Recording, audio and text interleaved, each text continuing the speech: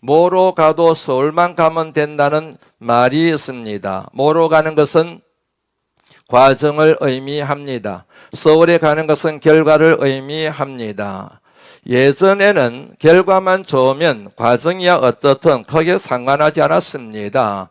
그 같은 뜻을 반영한 말이 바로 뭐로 가도 서울만 가면 된다 하는 이 말 속에 담겨져 있는 의미이지 않습니까? 그런데 지금은 아닙니다. 시대가 많이 바뀌었습니다. 우리 사회가 발전되었습니다. 그리고 사람들의 지성의 지평이 확장되었습니다. 결과도 중요하지만 과정의 중요성을 더 강조하는 사회가 되었음을 우리가 느끼고 있지 않습니까? 결과가 좋습니다. 그런데 과정이 좋지 않았습니다. 그 좋은 결과가 빛이 발해진다는 사실을 우리가 알고 있지 않습니까?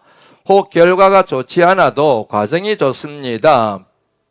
그러면은 사람들로부터 인정을 받고 칭찬받을 수가 있지 않겠습니까? 한 개인의 삶이 건강한 삶을 구가하기 위해서는 우리가 속한 사회와 공동체가 건강하고 아름다운 사회가 되기 위해서는 이 같은 과정의 정당성이 필수 요건이라는 사실을 우리가 인정할 수밖에 없는 시대를 살아가고 있습니다.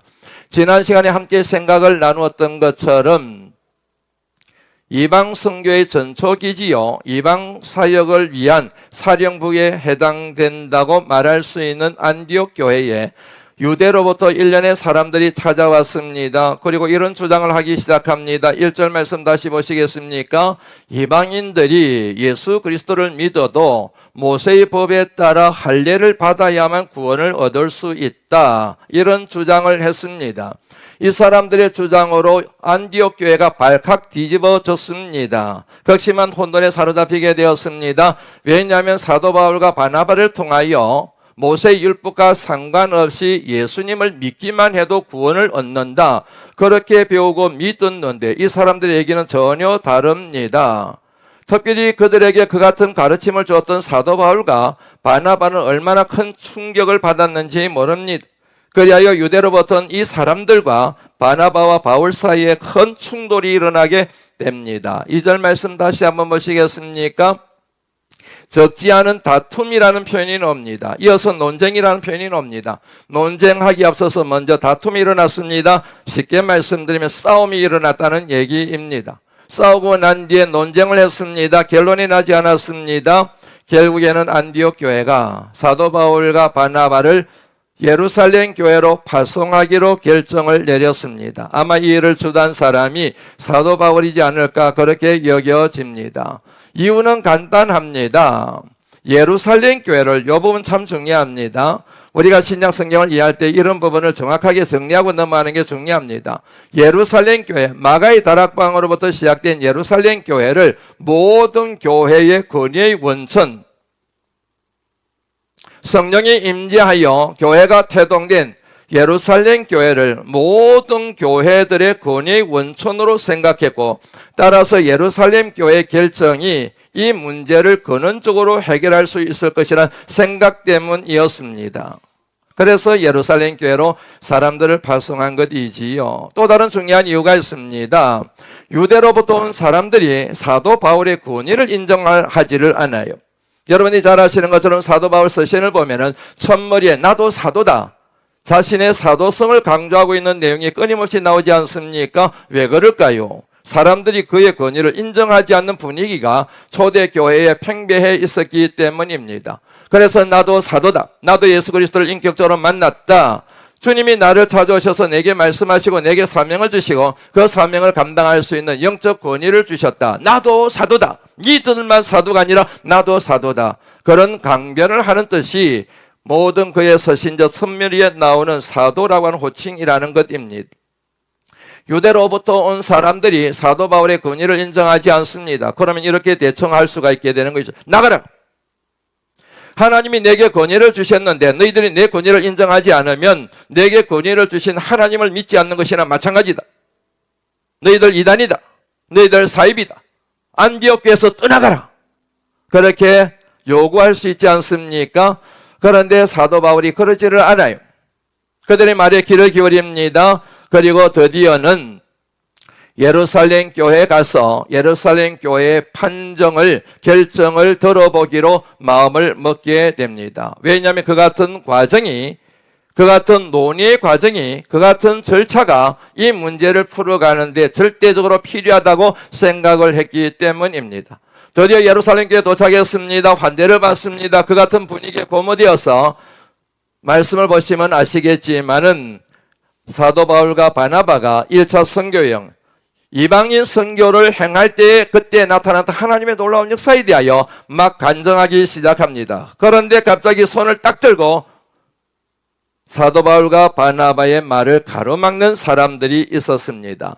5절 말씀 다시 한번 보시겠습니까? 맞습니다. 예루살렘 교회 안에 있던 바리새파 사람들이었습니다. 이 사람들은 사도 바울과 바나바의 주장과 설명을 용인하지 않았습니다. 받아들이지 않았습니다. 우리는 거부합니다. 우리는 부인합니다. 우리는 그 얘기를 받아들일 수가 없습니다. 이방인이라 할지라도 예수 그리스도를 믿음으로서만 구원을 얻는 것이 아니라 그들도 반드시 우리와 같이 모세의 법에 따라 할례를 받아야만 구원을 얻을 수 있습니다. 또다시 예루살렘 교회에서 논쟁이 벌어지게 됩니다. 결론이 나지를 않아요. 6절 말씀 같이 한번 읽어보실까요? 읽습니다. 시작. 사도와 장로들이 이 일을 의논하러 모여 맞습니다. 드디어 회의가 소집이 되었습니다. 이게 대화를 통하여 논쟁을 통하여 해결될 줄 알았는데 해결이 안 되는 거예요.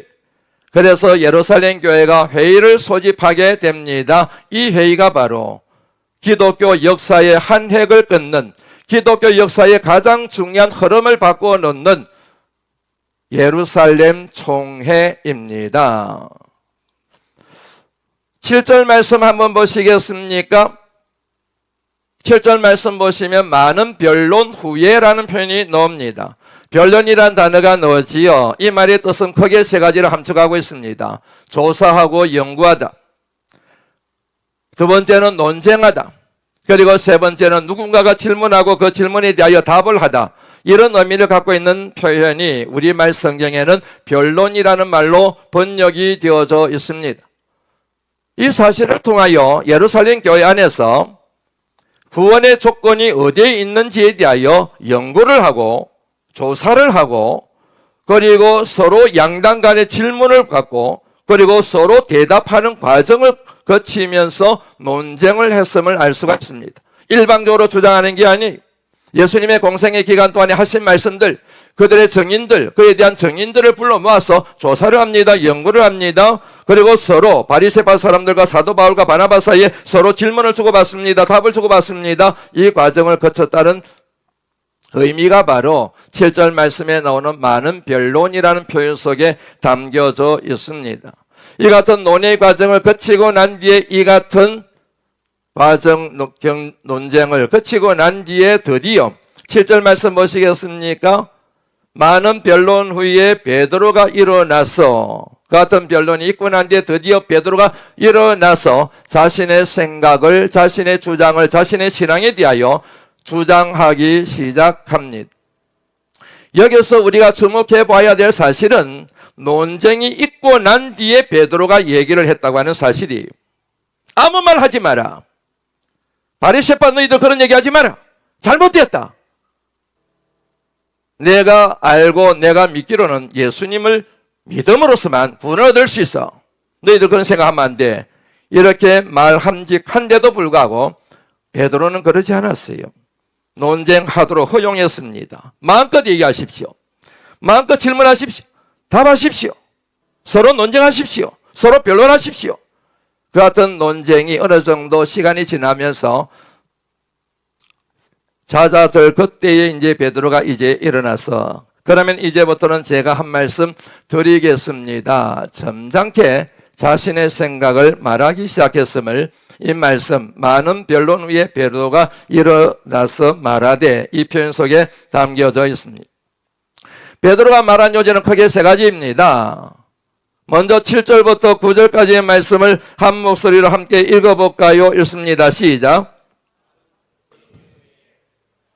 말하되 형제들아 너희도 알거니와 하나님이 이방인들로 내 입에서 복음의 말씀을 들어 믿게 하시려고 오래전부터 너희 가운데서 나를 택하시고 또 마음을 아시는 하나님이 우리에게와 같이 그들에게도 성령을 주어 정언하시고 믿음으로 그들의 마음을 깨끗이 하사 그들이나 우리나 차별하지 아니하셨느니라. 그들이나 우리나 차별하지 아니하셨느니라. 이 말씀의 배경이 있습니다. 이 같은 예루살렘 회의 있기 전에 10년 전에, 딱 10년 전이라고 학자들에 의하면 밝혀졌습니다. 10년 전에 주님께서 베드로에게 찾아오셔서 이방인이요 로마 군대의 백부장이었던 고넬료에 가서 복음의 말씀을 전할 것을 명령하셨지 않습니까? 베드로가 그들 가정에 가서 복음의 말씀을 전합니다. 그때 어떤 일이 일어났는가? 10장 44절 45절 말씀 같이 한번 읽어볼까요? 읽습니다. 시작. 이 말을 할 때에 성령이 말씀 듣는 모든 사람에게 내려오시니 베드로와 함께 온 할례 받은 신자들이 이방인들에게도 성령 부어주심으로 말미암아 놀라니 맞습니다. 베드로가 하나님 말씀을 이방인인 고넬료와 그의 식구들에게 말씀을 전하자 그들에게 성령이 임했습니다. 유대인들이 모여있던 120명의 성도가 모여있던 마가의 다락방에 임했던 동일한 성령의 역사가 이방인들에게 말씀을 전하는 그들에게도 동일하게 일어났음에 대하여 기록하고 있는 말씀이지 않습니까? 그래서 오늘 보면 말씀에서 7절 말씀부터 9절 말씀에 베드로가 그 얘기를 하고 있는 것입니다. 10절 말씀 같이 읽어볼까요? 읽습니다. 시작.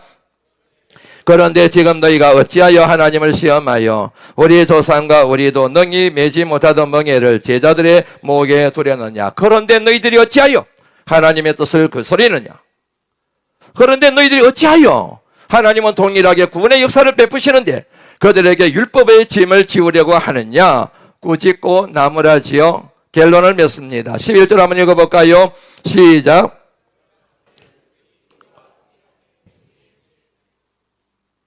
믿노라 하니라. 믿으시면 아멘 하시죠. 요지는 간단합니다. 헬라인이나 다시 말하면 이방인이나 유대인이나 할례를 받은 사람이나 할례를 받지 않은 사람이나 모든 사람들은 다 모세의 율법과 상관없이 할례와 상관없이 예수 그리스도를 믿음으로만 구원을 얻을 수 있다고 확정하여 얘기합니다. 믿으시면 아멘 하시죠.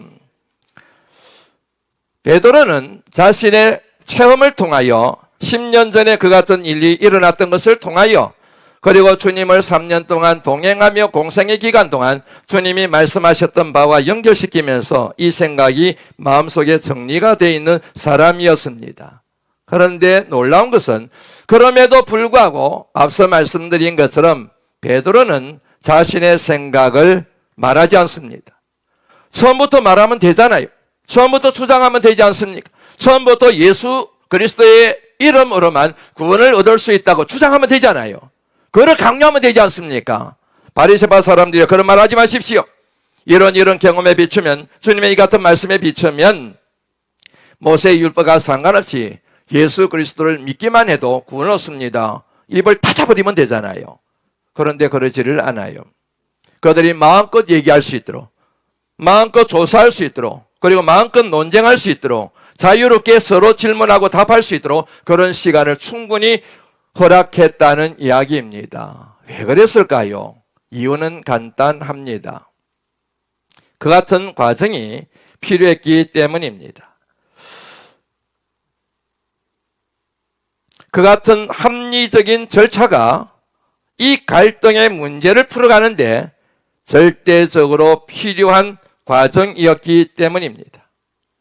이 같은 과정을 거침으로 나중에라도 시비가 생기지 않도록 나중에라도 서로 원망하며 불평하며 손가락질하며 비난하고 정죄하지 않도록 하기 위하여 마음껏 자신들의 생각을 자신들의 논리를 자신들의 신앙을 표현하도록 그렇게 기회를 주었다는 의미입니다. 이것을 일러서 흔히 요즘 하는 말로 민주적 정당성이라고 얘기할 수가 있습니다. 민주주의의 근간 중에 하나가 절차주의입니다. 민주적 절차의 정당성, 그 표현을 오늘 이 말씀을 통하여 우리가 정리를 할 수가 있습니다. 그러므로 민주주의가 태동하기 전에 이미 성경에서는 절차의 정당성을 중요시 여기는 하나님의 말씀이 있다는 사실을 우리가 정리를 할 수가 있습니다. 사람들의 반응을 한번 살펴볼까요? 12절 말씀입니다. 첫머리에 그런 내용이 나오지요. 온 무리가 가만히 있어. 베드로가 얘기합니다. 베드로가 설교합니다. 베드로가 그의 주장을 얘기합니다. 그 얘기를 듣는 모든 사람들, 그 속에는 누가 있습니까? 예루살렘 교회의 사도들이 있습니다. 그리고 장로들도 있습니다. 그야말로 핏대를 세우며 이방인들도 예수 그리스도를 아무리 믿는다 할지라도 모세의 법에 따라서 할례를 받아야 구원을 얻습니다라고 주장하는 바리새파 사람들이 그 중에 있습니다. 그리고 이 같은 회의의 결과가 어떻게 될까? 구경하기 위하여 혹은 호기심을 가지고 수많은 사람들이 그곳에 모여 있었을 터인데 그 모든 사람들을 칭하는 표현이 온 무리입니다. 온 무리가 가만히 있어. 다시 말씀드리면 거기에 있는 모든 사람들이 다 베드로가 말하는 것을 주의하여 경청을 하고 그의 말에 수긍을 하고 그의 말에 공감했음을 이 표현이 함축하고 있습니다.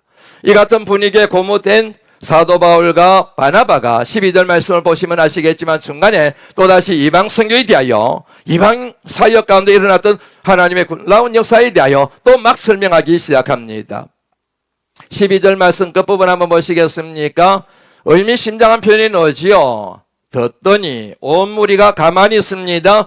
그리고 사도 바울과 바나바가 말하는 것을 조용히 듣습니다. 수용입니다. 용납입니다. 공감입니다. 동의를 뜻하는 표현이 듣더니 저항하지 않았습니다. 대적하지 않았습니다. 반박하지 않았습니다. 그대로 용납, 억셉트 했다는 그런 의미입니다. 어느 정도 분위기가 물어있자 그때서야 이 시기에는 예루살렘 교회의 대장이 좀 거친 편이긴 하지만 수장이 야고보였습니다. 베드로가 아니에요. 이때 예루살렘 교회 최고의 지도자는 야고보였습니다. 야고보가 딱 일어나서 점잖게 결론을 짓는 내용이 그 다음 말씀으로 이어지게 됩니다. 이에 대해서는 다음 주일에 생각을 좀 더 깊게 나누려고 합니다. 사실 베드로가 이 예루살렘 총회에서 예수 그리스도의 이름을 믿어야만 구원을 얻는다는 이 같은 주장을 펼치는 것은 결코 쉬운 일이 아닙니다. 베드로가 그 자리에서 이방인이 예수 그리스도를 믿어도 할례를 받아야만 구원을 얻는다고 주장하며 바리새파 사람들을 꾸짖고 나무라는 것은 굉장히 위험한 일이었습니다. 왜냐하면 이 당시에 지금 이 순간에 예루살렘 회의가 열리는 이 시점에서 바리새파 사람들이 예루살렘 교회 안에서 힘을 가진 세력이 되었기 때문입니다. 그 증거가 바로 이 사람들이 들고 일어나서 자신들의 주장을 피력하기 시작한 사건이에요. 힘이 없어요. 교회 안에서 힘이 없습니다. 그러면 목소리를 내지를 못해요. 기도를 많이 합니다. 헌신을 많이 합니다. 봉사를 많이 합니다. 이렇든 저렇든 교회에 어떤 덕을 끼쳤습니다. 그러면 자신도 모르는 사이에 힘을 갖추고 어깨에 힘을 주고 목소리가 높아지게 되어 있습니다. 그런데 교회 안에서 신앙생활 봉사도 잘 못합니다. 그러면 목소리가 낮아지게 되고 목소리를 하지 않게 됩니다. 바리새파 사람들이 예루살렘 교회 안에서 단지 목소리만 높인 것이 아니고 바리새파의 핵심 가치인 율법, 모세의 율법과 그리고 할례를 구원의 조건으로 내세운 이유는 그들에게 힘이 생겼기 때문입니다. 교회 안에 세력이 되었다는 얘기입니다. 이 말씀을 묵상하니까요, 오래전에 미국에서 목회할 때 어떤 집사님이 했던 얘기가 기억이 나요. 그 집사님이 미국 어떤 정부에서 일을 많이 하신 분이에요. 목사님, 목회를 하시다가요, 어떤 한 분이 목소리가 높아지면은요, 그 한 분만 있는 게 아니에요. 그분 뒤에는 그분을 지지하고 그분을 옹호하고 그분과 한편인 사람들이 있습니다. 그러므로 목사님한테 찾아와서 불평 불만 늘어놓는 그 사람만 보시면 안 되고 그 배후를 이렇게 보시면은 이게 어디에서 시작됐는지를 알 수가 있습니다. 그런 얘기를 하세요. 그런데 여러분, 목회를 하면서 그 집사님이 했던 얘기가 실감이 날 때가 정말 많았어요. 혼자 생각을 할 때는 잘 표현을 안 해요. 그런데 주변에 여론이 있습니다. 동조하는 사람이 있습니다. 그러면 한 사람이 탁 와서 얘기를 하는 것을 숱하게 경험하게 되었다는 얘기입니다. 맞습니다. 1년의 사람들이 안디옥 교회에 와서 주장합니다. 그런데 그 주장의 배후에는 바리새파 사람들이 있었습니다. 그만큼 바리새파 사람들이 예루살렘 교회에서 세력화되어 있었다는 얘기입니다. 그런 사람들을 대상으로 해서 당신들의 얘기가 틀렸습니다. 당신들이 말한 것은 주님의 뜻과 위배됩니다. 모세의 법에 따라 할례를 받아도 필요 없이 예수 그리스도를 구주로 믿는 것만으로도 우리는 구원을 얻습니다. 이 같은 주장을 펼치는 것이 어디 쉬운 일이겠습니까? 자칫 잘못하다가는 수치와 모욕을 당할 수 있습니다. 심지어는 쫓겨날 수 있습니다. 심지어는 소리 소문 없이 죽임을 당할 수가 있습니다. 그럼에도 불구하고 베드로는 그들에 대하여 맞서고 잘못됐습니다. 이게 정답입니다. 이게 바로 주님의 말씀입니다. 그렇게 할 수 있었던 이유는 하나님의 뜻에 대한 명확하고 분명한 그에게 믿음이 있었기 때문입니다. 더 정확하게 말씀드리면 그 배후에 있는 교회를 이간시켜 그 교회를 분열시키려고 하는 사탄의 괴계가 이 배후에 있다는 사실을 사도 베드로가 직감했기 때문입니다. 이때 그의 마음을 엿볼 수 있는 말씀이 그의 이름으로 된 저서 베드로전서 5장 8절 말씀 9절 말씀에 나옵니다. 같이 한번 읽어볼까요? 읽습니다. 시작. 깨어라, 너희 대적 마귀가 우는 사자같이 돌아다니며 삼킬 자를 찾나니 너희는 믿음을 굳건하게 하여 그를 대적하라. 사탄을 대적하라. 이 말씀을 묵상하면서 두 가지 사례를 여러분들에게 소개를 해드리고 싶습니다. 하나는 모세가 바란 광야에 있을 때에 하나님의 뜻에 따라 각 지파에서 수령 한 명씩을 차출하여 12명을 적과 꼬리하는 가나안 땅의 정탐꾼으로 보내게 된 걸 알고 계시지요? 가나안 땅에 들어가서 40일 동안 정탐을 하고 돌아와서 이스라엘 백성들 앞에서 보고하게 됩니다. 보고 절차를 갖게 됩니다. 그런데 잘 아시는 것처럼 두 편으로 딱 나뉘게 됩니다. 여호수아 갈렙은 긍정적으로 보고를 하고 나머지 10명은 부정적으로 보고를 합니다. 2대 10입니다. 이스라엘 백성들이 누구의 보고에 귀를 기울이겠습니까? 좀 거친 표현이긴 하지만 아무래도 쪽수가 많은 쪽으로 마음이 기울어지지 않겠습니까? 그래서 여러분 자꾸 말이 헷갈리네요. 미안합니다. 여호수아와 갈렙의 견해가 아니라 나머지 10명의 견해를 채택하게 됩니다. 일종의 다수결에 의한 결정입니다. 다시 말씀드립니다. 2명의 보고를 채택하는 게 아니고 이스라엘 대다수가 10명의 보고를 채택하게 됩니다. 다수결에 의한 결정입니다. 그런데 이 같은 다수결에 의한 결정이 이스라엘 공동체에 치명적인 결과를 가져오게 되었음을 우리 모두가 다 알고 있습니다. 2주만 시간을 잡아도 적과 꼬리하는 가나안 땅에 도착할 수 있는데 40년이 걸렸습니다. 그리고 그 같은 표결에 참여했던 20세 이상을 하나님께서 다 광야에서 죽여버리십니다. 왜냐하면 하나님의 뜻을 무시하고 다수결에 의해서만 판단하고 결정하는 그들이 적과 꼬리하는 가나안 땅 하나님의 사명을 감당하기에는 역부족이었기 때문입니다. 과정 중요합니다. 절차 중요합니다. 절차의 정당성 중요합니다. 그런데 하나님을 믿는 저와 여러분들은 철저하게 최종적인 선택과 결정은 하나님의 계시와 하나님의 섭리와 하나님의 뜻에 따른 선택과 결정이어야 함을 이 사건이 우리에게 교훈하고 있습니다. 하나님의 뜻은 무엇인가? 여러분들이 잘 아시는 것처럼 고린도 도시에 세워진 고린도 교회는 마치 콩가루 지방 같은 교회였습니다. 교회가 한 번 공동체를 이루어 거룩한 사명을 감당해야 되는데 고린도 교회는 파가 네 파로 나뉘어서 있었기 때문입니다. 고린도전서 1장 12절 말씀 같이 한번 읽어볼까요? 읽습니다. 시작. 내가 이것을 말하거니와 고린도전서 1장 12절 말씀입니다. 시작. 내가 이것을 말하거니와 너희가 각각 이르되 나는 바울에게 나는 아볼로에게 나는 게바에게 나는 그리스도에게 속한 자라 한다는 것이라. 한마디로 말씀드리면 고린도 교회 안에 있는 성도들이 나는 아볼로파야, 나는 바울파야, 나는 베드로파야, 그리고 나는 그리스도파야, 파당이 나뉘어져서 서로 공격하는 그런 교회였음을 이 말씀이 고발하고 있습니다. 그래서 앞서 말씀드린 것처럼 고린도 교회는 마치 콩가루 지방같이 흩어져 있는 교회였다는 얘기입니다. 어떻게 하면 이 문제를 풀 수 있을 것인가?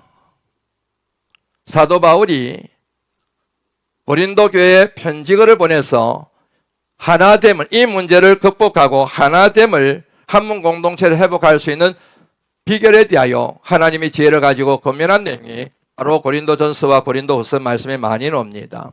그 중에 하나를 여러분들에게 소개해 드립니다. 고린도전서 10장 같은 말씀입니다. 고린도전서 1장이었잖아요. 10장 23절 14절 말씀 같이 한번 읽어볼까요? 읽습니다. 시작. 가나 모든 것이 가한 것이 모든 것이 가나 그걸 세우는 것이 아니. 모든 것이 옳아요. 그렇다고 해서 모든 것이 다 유익한 게 아닙니다. 집사님, 권사님, 장로님 말이 옳아요. 틀린 거 하나도 없습니다. 그렇다고 해서 그 말이, 그 생각이 항상 덕을 세우는 것은 아닙니다. 14절 말씀 같이 한번 읽어볼까요? 읽습니다. 시작. 누구든지 자기의 유익을 구하지 말고 다른 사람의 유익을 구하라. 남의 유익을 구하라. 맞아요. 여러분 생각이 맞다니까요. 틀린 거 없는 것처럼 보여요. 그렇다고 해서 여러분들의 생각과 여러분들이 생각하고 그리고 결론 낸 그 내용이 모든 사람들에게 여러분의 공동체에 언제나 유익하고 덕이 되는 것은 아닙니다. 그러므로 내가 생각하는 것이 옳고 그름을 내가 판단할 것이 아니고 내가 옳고 그름을 판단한 그 내용이 다른 사람들에게 내가 속한 공동체에 유익한지 유익하지 않은지 덕이 되는지 덕이 안 되는지 먼저 살피는 지혜가 절대적으로 필요합니다. 그런 것들은 생각하지 않고 자기 생각만, 자기 주장만, 자기 견해만, 자기 고집만 부리는 이 같은 태도가 다른 사람들에게 깊은 상처를 주게 되고 그가 속한 공동체에 생태계를 내게 되고 결국에는 분파를 가져오게 되고 분열을 가져오게 된다는 사실을 이 말씀을 통하여 정리를 할 수가 있지 않습니까? 그러면 다른 사람에게 덕이 되고 다른 사람에게 유익한, 공동체에 유익한 조건은 무엇일까? 있습니다. 그것은 바로 그 이어서 나오는 10장 31절 말씀에 나옵니다. 같이 한번 읽어볼까요? 읽습니다. 시작. 그런 점 너희가 먹든지 마시든지 무엇을 하든지 다 하나님의 영광을 위하여 하라. 아무리 여러분들의 옳은 생각이 당신을 위한 거야, 교회를 위한 거야, 아무리 그렇게 얘기를 해도 그렇게 생각하고 말한 것이 하나님의 영광이 되지 않는다고 한다면 그것은 여러분들이 잘못된 판단을 하고 계시는 겁니다. 이 같은 하나님의 영광을 이루기 위한 실제가 있습니다. 그것은 바로 사랑입니다. 그래서 여러분 맥락이 정리가 되시죠? 고린도전서 1장 12절 말씀 분파에 대한 얘기가 나왔습니다. 이 분파를 해결하기 위한, 극복하기 위한, 갈등을 해결하기 위한 하나의 방식으로 모든 것이 가하지만 모든 것이 유익한지, 모든 것이 가하지만 모든 것이 내가 속한 공동체의 영광이 되는지, 한마디로 말씀드리면 내가 아무리 옳다고 생각하고 말을 하고 그렇게 내가 확신을 가지고 있어도 그것이 하나님의 영광인지를 살펴봐야 되지 않습니까? 그러고 난 다음에 실제를 얘기한 말씀이 바로 고린도전서 13장 사랑장입니다. 그래서 여러분 고린도전서 13장 사랑장이 이 같은 맥락에서 나오게 된 것입니다. 1절부터 3절까지만 한번 읽어볼까요? 읽습니다. 시작. 방언과 천사의 말을 할지라도 사랑이 없으면 소리 나는 구리와 울리는 꽹과리가 되고 내가 예언하는 능력이 있어 모든 비밀을 모든 지식을 알고 또 산을 옮길 만한 모든 믿음이 있을지라도 사랑이 없으면 내가 아무것도 아니요. 내가 내게 있는 모든 것으로 구제하고 또 내 몸을 불살하게 내줄지라도 사랑이 없으면 내게 아무 유익이 없느니라. 오라요. 잘요. 네, 예언도 받았습니다. 방언도 좋습니다. 치유의 능력도 있습니다. 봉사도 잘합니다. 헌신도 잘합니다. 그런데 사랑이 없어요. 그 같은 모든 신앙적 자기에게 유익이 되지 않을 뿐만 아니라 당연히 다른 사람들에게도 그가 속한 공동체에도 전혀 덕이 되지 못하고 하나님의 영광이 될 수 없음을 명시하고 있는 말씀이지 않습니까? 저는 유대인들 이 논리가 참 마음에 듭니다. 그들이 이렇게 말을 합니다. 온 세상의 중심은 이스라엘이다. 이스라엘의 중심은 예루살렘이다. 예루살렘의 중심은 성전이다. 성전의 중심은 지성소이다. 지성소의 중심은 언약궤이다. 언약궤의 중심은 십계명이다. 십계명이 뭡니까? 하나님 말씀. 하나님의 사랑을 받은 하나님의 사람들이 하나님을 사랑하고 이웃을 내 몸과 같이 사랑하라는 말씀이지 않습니까? 그러므로 결론은 이렇게 정리되는 거죠. 온 세상의 중심은 사랑입니다. 온 세상의 중심은 사랑이어야 되는 것. 이것이 하나님의 뜻입니다. 이처럼 하나님을 사랑하고 이웃을 사랑하는 것. 이것이 바로 모든 인간의 사상과 모든 인간의 규범과 사람들이 만든 모든 제도와 모든 인간의 지혜를 초월하는 하나님의 뜻입니다. 이 같은 내용이 그대로 한 구절로 정리된 말씀이 바로 요한복음 3장 16절 말씀입니다. 하나님 세상을 이처럼 사랑하사 독생자를 주셨으니 이는 그를 믿는 자마다 멸망하지 않고 영생을 얻게 하려 하심이라. 세상의 중심은 하나님의 사랑입니다. 하나님의 사랑은 예수 그리스도를 통하여 구현되었습니다. 그러므로 세상의 중심은 예수 그리스도입니다. 교회의 중심도 예수 그리스도입니다. 그러므로 예수 그리스도를 중심으로 신앙 공동체인 교회는 언제나 한 몸 공동체가 될 수밖에 없습니다. 고린도 교회가 분파가 나뉘고 콩가루 지방 같은 교회가 되었던 결정적인 이유는 그들이 예수 그리스도를 놓쳐버렸기 때문입니다. 하나님의 사랑을 잃어버렸기 때문입니다. 이제 말씀을 마무리하려고 합니다. 지난 주일날 2부 예배 마치고 난 뒤에 이번 저번에게 반응을 알아보기 위하여 질문했습니다. 오늘 2부 예배 어땠어요? 권사님 2부 예배 어땠습니까? 집사님 2부 예배 어떠셨어요? 임시당회가 있어서 장로님들에게도 여쭙습니다. 장로님도 오늘 2부 예배 어떠셨습니까? 모든 사역을 마무리하고 교역자 미팅할 때 교역자들에게도 오늘 2부 예배 어땠어요? 교인들의 반응이 어때요? 모든 분들이 다 좋았다고 말씀하시더라고요. 참 감사했습니다. 그런데 어느 순간 제 마음속에 이런 생각이 스치고 지나갔습니다. 표현이 거칠더라도 양해해 주시길 바랍니다. 내가 지금 뭔 짓을 하고 있지? 예배의 주인은 하나님이세요. 아멘. 아무도 안 하시네요. 예배의 주인은 하나님이십니다. 예배의 주인은 사람이 아니에요. 사람의 반응보다 더 중요한 반응은 하나님의 반응입니다. 아무리 사람들이 좋아하고 아무리 사람들이 기뻐하고 아무리 사람들이 좋았다고 얘기를 해도 하나님께 영광이 되지 않는 예배라고 한다면 그 예배는 죽은 예배예요. 사람들이 지루하고 힘들다 그래도 그럼에도 불구하고 하나님의 반응이 참고 목사야 예배가 좋다. 내게 정말로 영광이 되는 예배였네. 고마워. 하나님의 반응이 그러면 그 예배는 진짜로 살아있는 예배가 될 줄로 믿습니다. 우리 바람반석교회가 언제나 이처럼 예배뿐만 아니고 예배여야 될 모든 삶의 자리에서 생각 갖는 것이나 말하는 것이나 행동하는 것이나 선택하는 것이나 결정하는 것이나 하나님의 영광을 위한 하나님의 뜻에 따른 하나님을 사랑하고 이웃을 사랑하는 거기에 초점이 모아져야 될 줄로 믿습니다. 그리할 때 우리 바람마스 교회가 하나님의 진정한 자부심이 될 줄로 믿습니다. 우리 이 시간 오늘 말씀을 묵상하면서 하나님 앞에 기도하는 시간을 갖겠습니다. 조곤조곤 기도하셔도 좋습니다. 소리내어 기도하셔도 좋습니다. 방언으로 기도하셔도 좋습니다. 하나님, 우리 교회 하나 되기를 원합니다. 우리 교회 하나됨을 위해 기도해 주시기를 바랍니다. 우리 바람반석 교회가 성숙한 공동체가 되기 위하여 성숙한 절차와 과정을 거칠 줄 아는, 소통하고 대화하고 공감하고 그런 과정을 통하여 협의할 줄 아는 교회가 되기를 원합니다.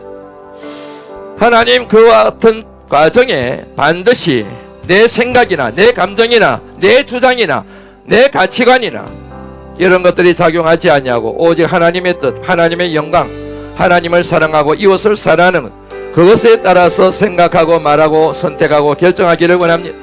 하나님, 지금까지 신앙생활하면서 한문 공동체인 교회에 생채기를 낸 적이 있다고 한다면 하나님 용서하여 주옵소서. 이렇게 하나님 앞에 간절하게 기도하는 시간을 갖겠습니다. 기도합니다. 하나님 아버지, 은혜를 진심으로 감사합니다.